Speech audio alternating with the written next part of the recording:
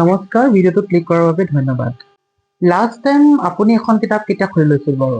আজিৰ মোবাইল স্ক্ৰলিঙত আমি ইমানেই বিজি যে আমাৰ কিতাপ পঢ়াৰ সময় ক'ত? আজি মই যিটো টপিকৰ ওপৰত আপোনালোকৰ লগত কথা পাতিবলৈ আহিছোঁ সেইটো হৈছে building the habit of reading books and its importance. কিতাপ পঢ়াৰ প্ৰয়োজনীয়তা আৰু এই অভ্যাসটো আমি কেনেকৈ গঢ়ি তুলিব পাৰোঁ আমাৰ জীৱনত।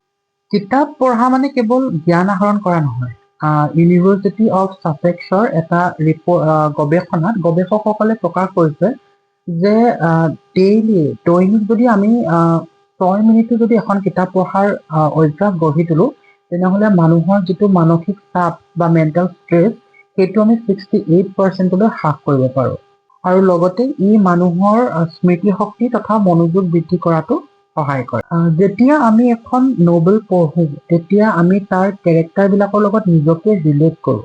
কিতাপ পঢ়িলে মানুহৰ যিটো পাৱাৰ অফ এম্পেথি, দুখ কষ্ট যিটো বুজিব পৰা মানুহৰ যিটো ক্ষমতা সেইটো বৃদ্ধি পায়, যিটো নেকি আজিৰ সমাজত এখন সুস্থ আৰু সবল সমাজ গঢ়ি তোলাত খুবেই বেছি প্ৰয়োজন। এমৰি ইউনিভাৰ্চিটিৰ এটা গৱেষণাত এইটোও প্ৰকাশ পাইছে যে কিতাপ পঢ়া লোকে নপঢ়া লোকৰ তুলনাত গড়ে 2 বছৰ অধিক জীয়াই থাকে। এতিয়া প্ৰশ্ন হৈছে যে আমি আমাৰ কিতাপ পঢ়াৰ এই অভ্যাসটো কেনেকৈ গঢ়ি তুলিম? ফাৰ্ষ্ট, এখন ডাঙৰ কিতাপ নহয়, এখন সৰু কিতাপৰ পৰা আৰম্ভ কৰক, কিন্তু আৰম্ভ কৰক। ডেইলি এটা টাৰ্গেট ছেট কৰক যে মই ডেইলি 2টা পেজ পঢ়িমেই। আণ্ডাৰ এনি চাৰ্কামষ্টেঞ্চ ডেইলি 2টা পেজ পঢ়িবই লাগিব।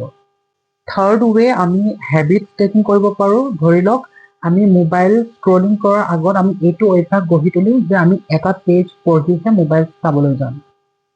আজিকালি ই বুক বা অডিঅ' বুকবিলাক খুব অতি সহজেই উপলব্ধ, গতিকে আমি ট্ৰেভেল কৰি থকা অৱস্থাতো আমি ই বুক নতুবা আমাৰ অডিঅ' বুকবিলাক শুনিব পাৰোঁ আৰু এইটো অভ্যাসৰ জৰিয়তেও আমি আমাৰ কিতাপ পঢ়াৰ যিটো প্ৰৱণতা সেইটো আমি বৃদ্ধি কৰিব পাৰোঁ।